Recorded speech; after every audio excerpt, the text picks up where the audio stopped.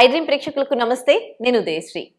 ఇవాళ మనతో పాటు స్టూడియోలో ప్రముఖ ఆయుర్వేదిక్ వైద్య నిపుణులు వంటింటి వైద్యానికి కేర్ ఆఫ్ అడ్రస్ అయిన డాక్టర్ చిట్టిబొట్ల మధుసూదన్ శర్మ గారు ఉన్నారు.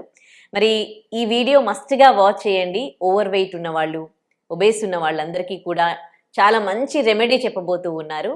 సో ఏంటి ఆ రెమెడీ అడిగి తెలుసుకుందాం.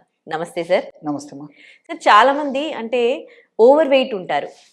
వెయిట్ని మన ఏజ్కి మన హైట్కి తగ్గట్టుగా వెయిట్ ఉండాలి అని అంటారు. అసలు ఓవర్ వెయిట్ ఎందుకు ఉంటారు?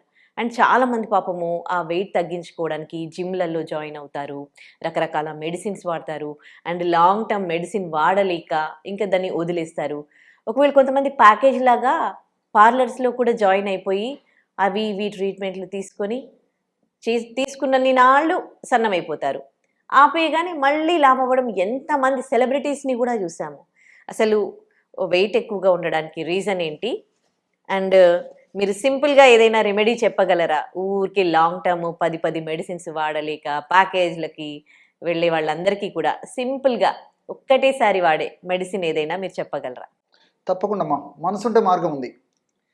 సో చాలామందికి వెయిట్ లాస్ అవ్వాలనేటువంటి సంకల్పం ఉంటుంది, కానీ ఇంతకుముందే మీరు చెప్పినట్లు ఆచరణలో రకరకాల ఇబ్బందుల వల్ల ఆచరించలేకపోవడం చేత ఆ వెయిట్ అనుకున్నటువంటి స్థాయిలో వెయిట్ లాస్ కావడం జరగదు. దీనివల్ల రకరకాల సమస్యలు వస్తుంటాయి. వెయిట్ లాస్ కాకపోగా కొంతమంది మరీ రోజు రోజుకు వారం నెలకు పెరిగిపోయేటువంటి పరిస్థితి ఏర్పడుతూ ఉంటుంది. ఎటువంటి పరిస్థితుల్లో మరి ఈ విధంగా వెయిట్ పెరగడం ఏమాత్రం మంచిది కాదు, ఆరోగ్యదాయకం కూడా కాదు. మరి చాలా మందికి తెలిసినప్పటికీ కూడా దాన్ని పాటించలేకపోవడం చేత అట్లే ఇబ్బంది పడేటువంటి పరిస్థితి కూడా ఏర్పడుతూ ఉంటుంది. కొంతమంది టయానికి ఆ మెడిసిన్ తీసుకోలేరు, కరెక్ట్ డోస్కు తీసుకోలేరు, కరెక్ట్ డోసు మెయింటైన్ చేయడం సాధ్యం కాదు. కొంతమంది మర్చిపోయేటువంటి పరిస్థితి ఏర్పడుతుంటుంది. రకరకాల పనుల ఒత్తిళ్ల వల్ల కానీ, వాళ్ళకు ఉన్నటువంటి ఇతర ఆబ్లిగేషన్స్ వల్ల కానీ, ఏదో ఒక రకమైన కారణం చేత మరి అన్ని రకాల మెడిసిన్స్ తీసుకోలేని పరిస్థితి కూడా కలుగుతూ ఉంటుంది. దైనందిన జీవితంలో కూడా మేము చాలా మందిని చూస్తుంటాం. మీరు అడిగినట్లే సార్ ఒక్క మెడిసిన్ ఏదో ఉంటే చెప్పండి సార్ అని చెప్పేసి కూడా అడుగుతుంటారు అనమాట. ఖచ్చితంగా వాడతాం సార్ మేము, ఎందుకంటే చాలామందికి ఇప్పుడు ఈ సోషల్ మీడియా ద్వారా కూడా అవగాహన పెరిగిపోతుంది. వెయిట్ మరి పెరగడం ఏమాత్రం మంచిది కాదని చెప్తున్నారు. మంచి రెమెడీ ఏదైనా ఉంటే చెప్పండి సార్. ఒక రెమెడీ, గన్ షాట్ రెమెడీ, ఎన్నిసార్లు వాడకుండా రోజు ఒక్కసారి వాడుకుంటేది ఏదైనా ఉంటే మేము వాడుకుంటాం సార్ అని చెప్పేసి కూడా మమ్మల్ని అడుగుతుంటారు. దానికి సంబంధించినటువంటి రెమెడీ చెప్తాను చూడండి. కేవలం రాత్రిపూట వాడుకుంటే సరిపోతుంది. రాత్రి పడుకునేటప్పుడు ఈ రెమెడీ. మిగతా టైంలో అంటే ఎవరు బిజీ షెడ్యూల్స్ వాళ్ళకుంటాయి. కొంతమందికి సాధ్యం కాకపోవచ్చు, ప్రిపరేషన్ సాధ్యం కాకపోవచ్చు, వాడుకునే కూడా మర్చిపోవచ్చు, అదర్ ఆ టయానికి ఇంట్లో లేకపోవచ్చు, నంబర్ ఆఫ్ రీజన్స్ అనమాట. సో నైట్ అయితే ఈ యొక్క మెడిసిన్ వాడుకోవడానికి అనుకూలంగా ఉంటుంది. సో మెడిసిన్ ఎలా తయారు చేసుకోవాలంటే 150 ml వేడి నీళ్ళు తీసుకోవాలి. రాత్రిపూట 150 ml వేడి నీళ్ళు తీసుకొని 150 ml వేడి నీళ్ళలో 1 గ్రాము దాల్చిన చెక్క, మంచిది ఒరిజినల్ దాల్చిన చెక్క మనకు మార్కెట్లో దొరుకుతుంది. దాల్చిన చెక్కను తెచ్చుకొని దంచేసేసి పౌడర్ తయారు చేసేసుకొని ఒక గాజు సీసా నిల్వ ఉంచుకొని రోజు రాత్రిపూట 1 గ్రాము దాల్చిన చెక్క చూర్ణం తీసుకోవాలన్నమాట. 150 ml వేడి నీళ్ళలో 1 గ్రాము దాల్చిన చెక్క చూర్ణము, 15 ml ఈ యొక్క యాపిల్ సైడర్ వినేగర్ వేసేయాలి. యాపిల్ సైడర్ వినేగర్ ఇది కూడా మనకు మంచి క్వాలిటీ మార్కెట్లో దొరుకుతుంది. సో 15 ml 15 అంటే 15 ml యాపిల్ సైడర్ వినేగర్ వేసేసి అందులో ఒక ఇంత ప్రమాణం అంటే దాదాపు 2-3 grams ఈ అల్లం ఏదైతే ఉందో బాగా దంచేసేసి అల్లాన్ని కూడా అందులో వేసేసారు. పచ్చి అల్లాన్ని క్రష్ చేసేసి లేకపోతే బాగా తురిమేసేసి బాగా మెత్తగా తయారు చేసి కూడా వేయచ్చు, లేకపోతే క్రష్ చేసేయచ్చు, లేకపోతే దంచేసేసి 1 స్పూన్ అల్లపు రసం కలుపుకోవచ్చు, ఎవరికి ఎలా వీలైతే అలాగా. సో ఈ విధంగా తయారు చేసుకున్నట్టు దాంట్లో తేనె వాడదైనటువంటి వాళ్ళందరూ కూడా కాస్త తేనె కూడా కలుపుకోవచ్చు, లేకపోతే కేవలం ఇదే ఔషధాన్ని వాడకుండా సరిపోతుంది. కాబట్టి దాల్చిన చెక్క పొడి, యాపిల్ సైడర్ వినేగరు, అదేవిధంగా అల్లం, బస్ ఇవే సరిపోతుంది. సో బ్రహ్మాండమైనటువంటి ఈ వెయిట్ లాస్ డ్రింక్ తయారైపోతుంది. సో ఈ విధంగా తయారు చేసుకుంటున్న డ్రింక్ని మనం ఏ విధంగా అయితే కాఫీ, టీ ఈ విధంగా తాగుతామో అదే పద్ధతిలో కాస్త సిప్ చేస్తూ తాగేసారు. సో తాగేసిన తర్వాత ఈ యొక్క ఔషధాన్ని మొత్తం మనం డ్రింక్ అంతా తాగిన తర్వాత ప్లెయిన్ వాటర్, గోరువెచ్చని నీళ్ళతో గార్గిల్ చేసేసి ఉమ్మేశారు. ఎందుకంటే యాపిల్ సైడర్ వినేగరు, నిమ్మరసం ఇది చిగుళ్ళ మీద ఎక్కువసేపు ఉన్నప్పుడు రాత్రి పడుకుంటాం కదమ్మా. సో దానివల్ల ఈ పళ్ళు కానీ చిగుళ్ళు కానీ డ్యామేజ్ కాకుండా ఉండేందుకు ఒకసారి గార్గిల్ చేసేస్తే ఆ వాటర్ ఉమ్మేసేస్తే సరిపోతుంది. సో చాలా సింపుల్ రెమెడీ. సో ఈ విధంగా రోజు రాత్రిపూట నేను చెప్పినట్టు పద్ధతిలో ఔషధం వాడుకోవడం వల్ల నంబర్ ఆఫ్ బెనిఫిట్స్ కలుగుతాయి. ఎలాంటి బెనిఫిట్స్ అంటే దాల్చిన చెక్క మనకు దొరికేటువంటి యాంటీ ఆక్సిడెంట్ ప్రొడక్ట్స్లో అగ్రస్థానాన్ని వహించింది. అంటే లవంగాల తర్వాత బెస్ట్ యాంటీ ఆక్సిడెంట్గా దాల్చిన చెక్క చెప్తారు. అంటే కణాలని కణజాలాలని అత్యంత ఆరోగ్యవంతంగా ఉంచేందుకు దాల్చిన చెక్క చాలా చక్కగా ఉపయోగపడుతుంది. దాల్చిన చెక్కలో ఉన్నటువంటి ఈ కొన్ని రకాల పదార్థాలు సిసమిక్ యాసిడ్, సినమాల్డిహైడ్, కౌమారిన్స్ ఇవన్నీ కూడా ప్రత్యక్షంగా పరోక్షంగా రక్త సరఫరాను మెరుగుపరచడమే కాకుండా మెటబాలిజాన్ని వేగవంతం చేసేదానికి, ఫ్యాట్ను త్వరగా బర్న్ చేసేదానికి ఉపయోగపడతాయి. అంతేకాకుండా మానసిక ఒత్తిడి తగ్గేందుకు కూడా ఈ యొక్క పదార్థాలు ఉపయోగపడతాయి. చాలా మందిలో మరి వెయిట్ తగ్గకపోయేసరికి మానసిక ఒత్తిడి మొదలైపోతుంది. మానసిక ఒత్తిడి ఎక్కువగా ఉన్నటువంటి వాళ్ళలో కూడా వెయిట్ పెరిగిపోవడం జరుగుతూ ఉంటుంది. సో ఈ రెండు పద్ధతుల్లో జరిగిపోతుంటుంది అనమాట. సో మానసిక ఒత్తిడి కూడా తగ్గిపోతుంది అనమాట. చక్కటి నిద్ర కూడా దాల్చిన చెక్క వస్తుంది. దాల్చిన చెక్క వల్ల మల్టిపుల్ బెనిఫిట్స్ ఉంటాయి. అంతేకాకుండా రెండవ పదార్థంగా మనం యాపిల్ సైడర్ వినేగర్ వేస్తున్నాం. ఈ యాపిల్ సైడర్ వినేగర్ కూడా చాలా అద్భుతంగా ఈ యొక్క ఫ్యాట్ బర్న్ చేసేదానికి ఉపయోగపడుతుంది. అంటే మెటబాలిజాన్ని అత్యంత వేగవంతంగా సమర్థవంతంగా నిర్వహించేదానికి ఈ యొక్క యాపిల్ సైడర్ వినేగర్ చాలా సమర్థవంతంగా పనిచేస్తుంది అనమాట. ఎందుకంటే సార్ట్ ఆఫ్ ఎసిటిక్ యాసిడ్ ఏదైతే ఉందో ఇందులో ఉన్నటువంటి ఎసిటిక్ యాసిడ్ మెటబాలిజాన్ని వేగవంతం చేసి శరీరంలో దేహంలో ఎక్కడ ఫ్యాట్ కణాల్లో కొవ్వు సంచితమైనప్పటికీ ఆ కొవ్వును కరిగించేదానికి చాలా సమర్థవంతంగా పనిచేస్తుంది. అంతేకాకుండా రాత్రిపూట మనం తీసుకునేటువంటి ఆహార పదార్థాలు ముఖ్యంగా పిండి పదార్థాలు ఇట్లాంటివి ఎక్కువ ఉన్నప్పుడు ఆ పిండి పదార్థాలు త్వరగా జీర్ణం కాకుండా కంట్రోల్ చేసేదానికి కూడా ఈ యొక్క యాపిల్ సైడర్ ఉపయోగపడుతుంది. అదేవిధంగా కొవ్వు పదార్థాలు కూడా త్వరగా జీర్ణం కాకుండా ఉండేందుకు కూడా యాపిల్ సైడర్ ఉపయోగపడుతుంది. ఎందుకంటే రాత్రిపూట మనం ఇలాంటి పదార్థాలు తీసుకున్నప్పుడు అవి త్వరగా జీర్ణమైనప్పుడే దాని యొక్క ప్రభావం చేత త్వరగా అవి ఫ్యాట్ కింద కన్వర్ట్ అయ్యేటువంటి పరిస్థితి ఏర్పడుతుంది. కాబట్టి మరి చాలా స్లోగా జీర్ణం చేసేటువంటి శక్తి, అదేవిధంగా మెటబాలిజాన్ని వేగవంతం చేసే శక్తి, ఫ్యాట్ను కరిగించేటువంటి శక్తి యాపిల్ సైడర్ వినేగర్కు ఉంది. నాట్ ఓన్లీ వెయిట్ అంటే ఫ్యాట్ కూడా తగ్గుతుంది అన్నమాట. తగ్గిపోతుంది. అట్లే నిమ్మరసంలో విటమిన్ సి ఉంది, మీకు అందరికీ తెలుసు. విటమిన్ సి మరి యాంటీ ఇన్ఫ్లమేటరీ ఏజెంట్గా పనిచేస్తుంది. ఎప్పుడైతే వెయిట్ పెరుగుతున్నారో ఇన్ఫ్లమేషన్ ప్రక్రియ జరుగుతుంటుంది. కాబట్టి ఇన్ఫ్లమేషన్ వల్ల రకరకాల హానికారకమైన పదార్థాలు తయారైపోయి దానివల్ల అనేక రకాల సమస్యలు, హార్మోన్ల అస్తవ్యస్తత, షుగర్ రావడము, అదేవిధంగా ఈ బీపీ రావడము, తర్వాత రక్తనాళాలకు సంబంధించిన సమస్యలు రావడం, గుండె జబ్బుల సమస్యలు రావడం, ఇవన్నీ కూడా ఇన్ఫ్లమేషన్ వల్ల జరుగుతుంటాయి. ఇన్ఫ్లమేషన్ తగ్గించేందుకు ఈ యొక్క నిమ్మకాయ రసంలో ఉన్నటువంటి విటమిన్ సి ఉపయోగపడుతుంది. అదేవిధంగా డెస్పెరిడిన్, డయాస్మిన్ ఇలాంటి రసాయన పదార్థాలు కూడా మరి ప్రత్యక్షంగా పరోక్షంగా ఈ యొక్క ఫ్యాట్ను కరిగించేందుకు ఉపయోగపడమే కాకుండా మన దేహంలో జీర్ణ వ్యవస్థలో గట్ బ్యాక్టీరియాని పెంచేందుకు కూడా ఈ నిమ్మరసంలో ఉన్నటువంటి ఇలాంటి రసాయన పదార్థాలను ఉపయోగపడతాయి.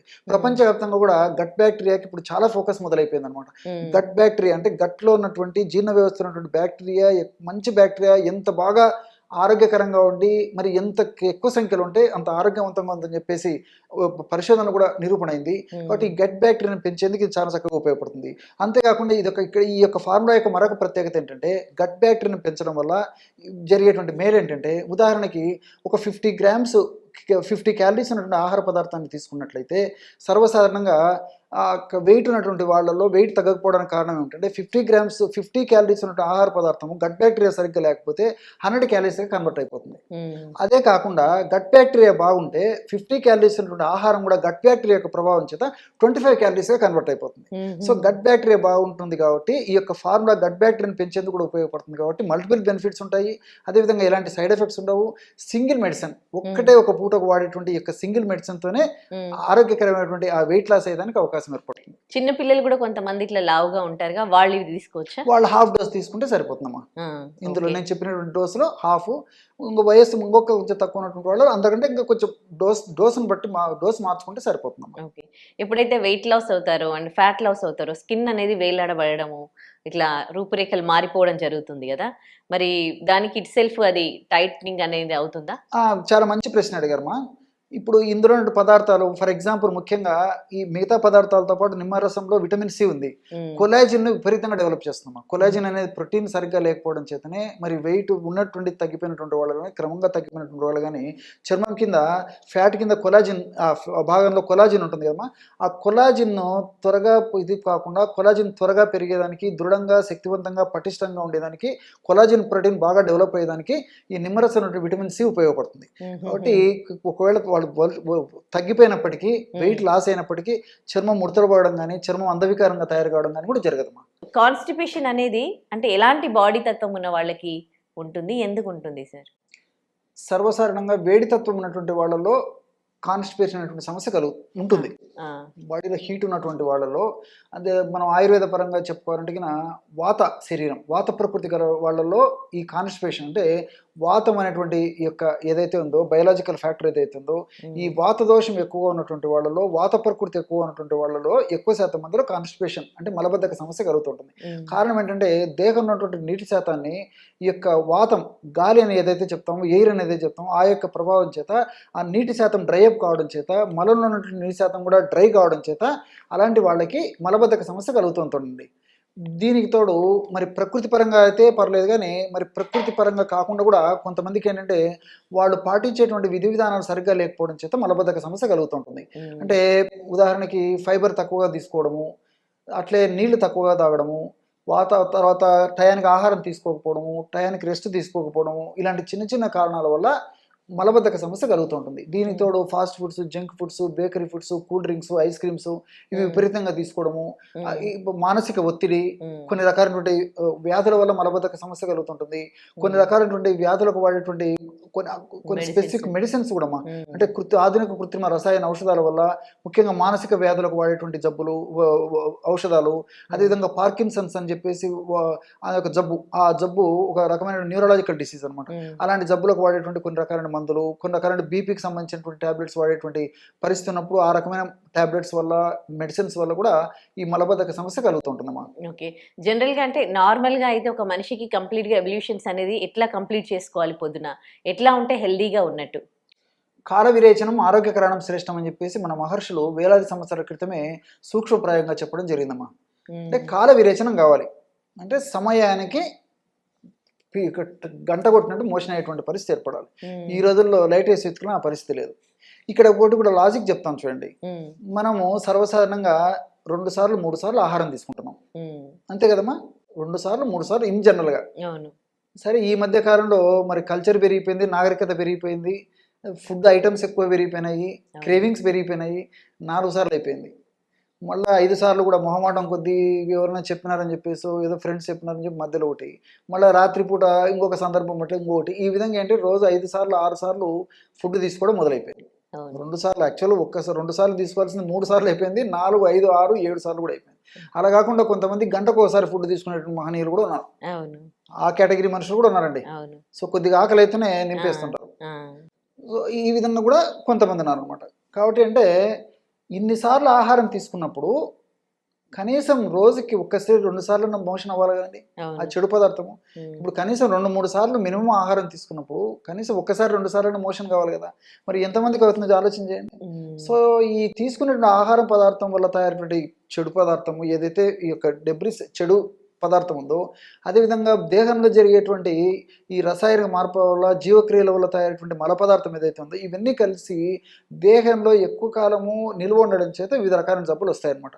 కాబట్టి ఎప్పుడప్పుడు తయారైనట్టు వితిన్ 24 అవర్స్ లోపే బయటికి విడలింపజేసేటువంటి పరిస్థితి మన బాడీకి ఉండాలన్నమాట. అలా అది లేకపోవడం చేతనే అనేక రకాలైన కొత్త జబ్బులు వస్తున్నాయి. ఉన్నటువంటి జబ్బులు కూడా తగ్గకపోవడం చేత మరి వైద్యులు కూడా అంతుపట్టిన అంత చిక్కని సమస్యగా కొన్ని జబ్బులు పరిణమిస్తున్నాయంటే ఆశ్చర్యం వేస్తుందండి. మరి ఏంటి దీనికి ఇప్పుడు మీరు ఇంట్లో చెప్పే రెమెడీ ఏంటి? ఒక రెమెడీ చెప్తాను చూడండి. ఇది తయారు చేసి పెట్టుకోవడం వల్ల చిన్న పిల్లల నుంచి పెద్దల వరకు అందరూ వాడుకోవచ్చు. ఆ రెమెడీ ఏంటంటే ఒక 30 గ్రామ్స్ రోజా పూల పొడి తీసుకోవాలి. రోజా పువ్వుల పొడి మంచి చాలా సువాసన భరితంగా ఉంటుంది, టేస్టీగా ఉంటుంది. చిన్నపిల్లల నుంచి అందరూ పెద్దల వరకు వాడుకోవచ్చుమా. అంటే మార్కెట్ లో దొరికే పొడియా లేకపోతే ఫ్లవర్స్ తో మనం ఫ్లవర్స్ తెచ్చుకొని చేసుకోగలిగితే ద బెస్ట్ నేను అడ్వైస్ చేసేది. అంటే పచ్చిగా ఉంటాయి కదా, ఇంట్లో పెడితే 4-5 రోజులకు ఎండిపోతాయమ్మా. ఎండిపోతాయి. ఇంట్లో మనం ఆరబెట్టేసేస్తే 4-5 రోజులకు ఎండిపోతాయి. బాగా ఎండిపోయిన తర్వాత మిక్సీలో వేసుకొని తయారు చేసుకోవడం కానీ లేకపోతే దంచి తయారు చేసుకోవడం కానీ ఫస్ట్ మెథడ్. ఇన్ కేస్ అలా వీలు కానటువంటి పక్షంలో ప్రామాణిక కంపెనీ వాళ్ళు తయారు చేసేటువంటి రీసెంట్ గా మనం ప్యాక్ చేసినటువంటి రోజా పూల పొడి దొరికినట్లయితే అది కూడా వాడుకోవచ్చు అనమాట. ఆ రోజా పూల పొడి ఫర్ ఎగ్జాంపుల్ ఒక 30 గ్రామ్స్ తీసుకోవాలి. అట్లే సునాముఖి పొడి అని చెప్పేసి దొరుకుతుందండి. సునాముఖి దాని పేరు. ఎండించినటువంటి ఆకులు మార్కెట్లో దొరుకుతాయి, పౌడరు మనకు మార్కెట్లో దొరుకుతుంది. ఆ పౌడర్ కూడా చాలా సులువుగా తయారు చేసుకోవచ్చు. ఆకులు మిక్సీలో వేసేస్తే చాలా ఫాస్ట్గా పౌడర్ అయిపోతుంది వితిన్ 1 minute. సో వీలైనంత వరకు అట్లా తెచ్చుకొని తయారు చేసుకోవడం మంచిది. ఆ పొడి సునాముఖి ఆకు పొడి ఒక 30 గ్రామ్స్ తీసుకోవాలి. అట్లే ఒక 30 గ్రామ్స్ కరక్కాయ పెచ్చుల యొక్క పొడి, కరక్కాయలు సో ఓకే. కరక్కాయలు మనకు మార్కెట్లో కరక్కాయలు దొరుకుతాయి, కరక్కాయ పెచ్చులు దొరుకుతాయి, కరక్కాయ పెచ్చుల నుంచి తయారించే పొడి దొరుకుతుంది. సో కరక్కాయ పెచ్చుల యొక్క పొడి 30 గ్రామ్స్. ఈ 3 పదార్థాలు ఒక్కొక్కటి 30 గ్రామ్స్ చొప్పున తీసుకుని అన్నిటిని బాగా కలిపేసేసి ఒక గాజు సీసాలో నిల్వ ఉంచుకొని రోజు రాత్రి పడుకునేటప్పుడు ఒక 50 ml వాటర్లో పావు టీ స్పూన్ నుంచి అర టీ స్పూన్ వరకు, సమస్య మరీ ఎక్కువగా ఉంటే అర టీ స్పూన్ వరకు కూడా వాడుకోవచ్చండి. సమస్య కొద్దిగా ఉంటే పావు టీ స్పూన్ వాడుకుంటే సరిపోతుంది. వాటర్లో కలిపి తీసుకోవచ్చు. దీన్నే తేనె వాడదైనటువంటి వాళ్ళందరూ కూడా తేనెతో కలిపి తీసుకోవచ్చు. లేకపోతే ఒక 50 to 100 ml గోరువెచ్చని మిల్క్లో కలిపి తీసుకోవచ్చు. ఇలాగ తీసుకున్నా మరి చాలా సమర్థవంతమైన ఫలితాలు కలుగుతాయి.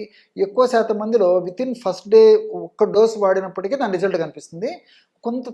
కొంతమందిలో మాత్రం ఒక 2-3 రోజులు వాడేసరికి దాని ప్రభావం కనిపిస్తుంది. సో ఉదయమే ఈ పేగుల చలనంతో మనకు మెలకు వచ్చేస్తుంది, అంటే సెన్సేషన్తో మనకు మెలకు వస్తుంది.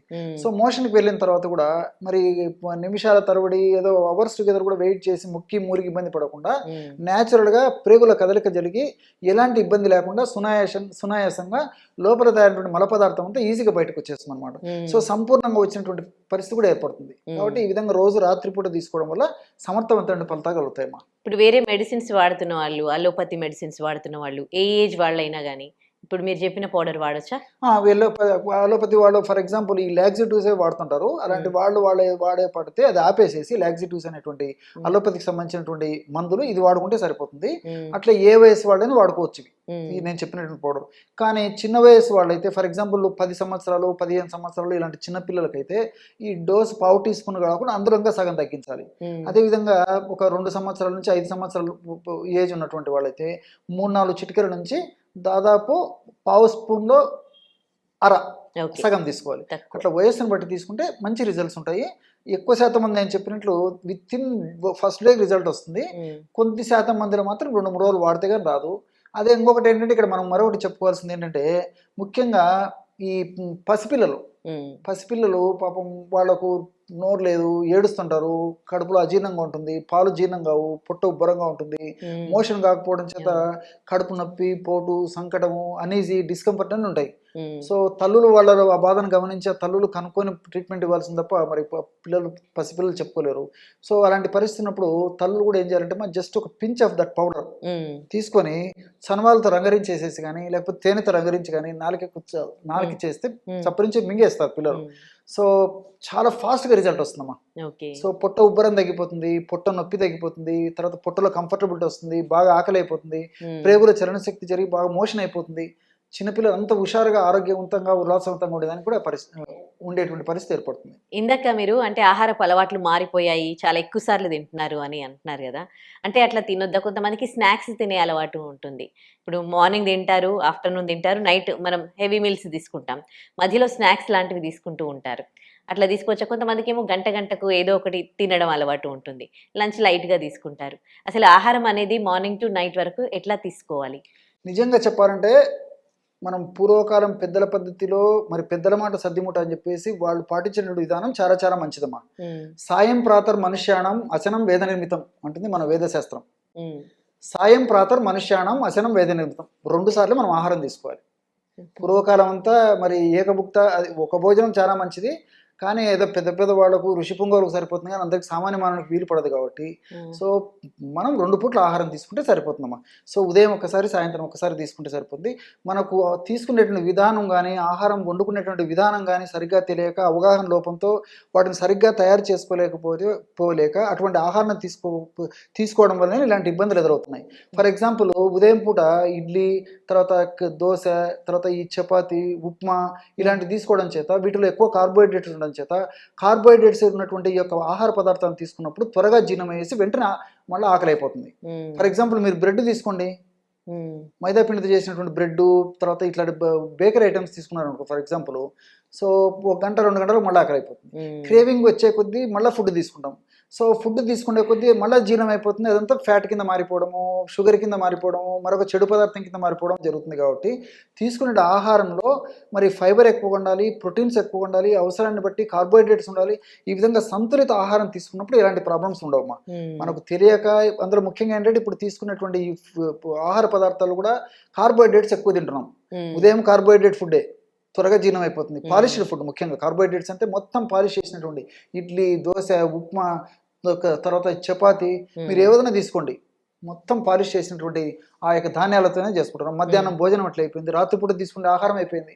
సో దీనివల్లనే మరి త్వరగా జీర్ణం అయిపోతుంది, త్వరగా ఆకలి అయిపోతుంది. అలా కాకుండా సంతులిత ఆహారం తీసుకోవడం వల్ల ఎలాంటి ప్రాబ్లం ఉండదు. Right, thank you sir. Okay.